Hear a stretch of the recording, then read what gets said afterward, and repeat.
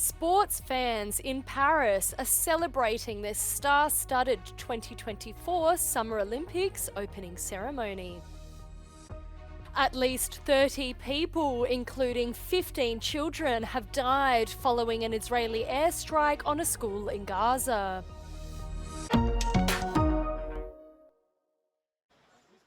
The 2024 Summer Olympics kicked off in Paris with a bang, with a star-studded opening ceremony featuring glitter, musical performances and rain. Many on the streets of the French capital are ready to watch 19 days of competition and say not even the weather will dampen their spirits. Ah ouais, j'en ai pleuré, donc vraiment.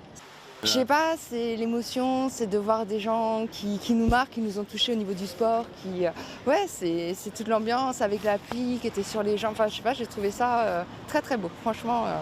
Event organisers say millions of fans have flocked to the city to watch. Kind of a dream, you know, bucket list for me and my daughter. We've been watching the Tour de France since she was a little girl, and so finally we got here. We actually had this trip planned for the Tour de France in 2020 during COVID, and then COVID kind of canceled it. But so this is our redo, and we added the Olympics to it, so an extra bonus. Roughly 10,500 athletes will compete in almost 330 Olympic events, including new categories such as breakdancing and surfing.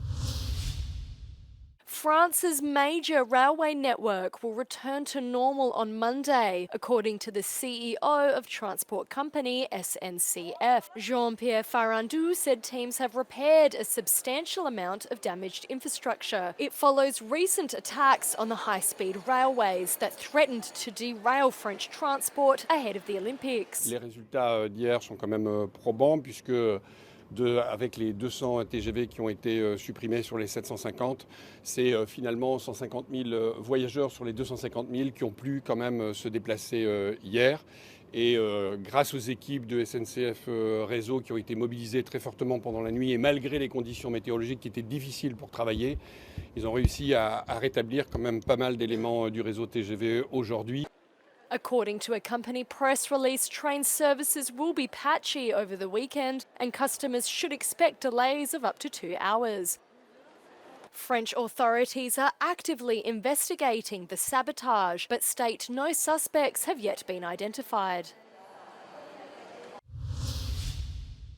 At least 30 people, including 15 children at a school in Gaza, have been killed by an Israeli airstrike, according to Palestinian health officials. The Israeli military says it targeted the building as it served as a Hamas stronghold used to store weapons. Thousands of displaced people in Gaza were sheltering at the school, which also contained a medical site, according to civil defense workers.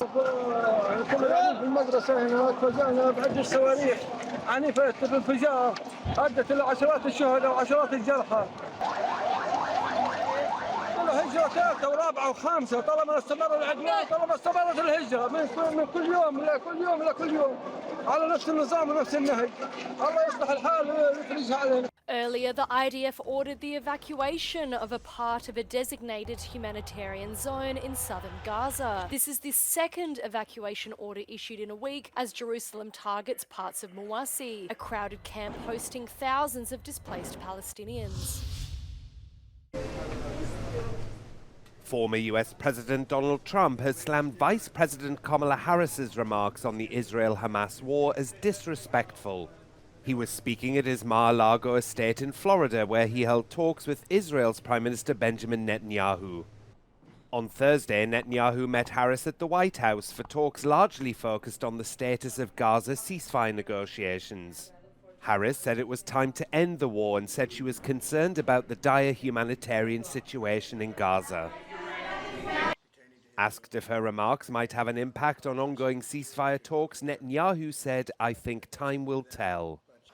The Israeli military operation in Gaza was sparked by an incursion into Israel by Hamas on October the 7th, which saw around 1,200 people killed and 250 others kidnapped. The IDF operation in Gaza has been devastating, with at least 38,000 Palestinians killed and around 80% of the Strip's population displaced.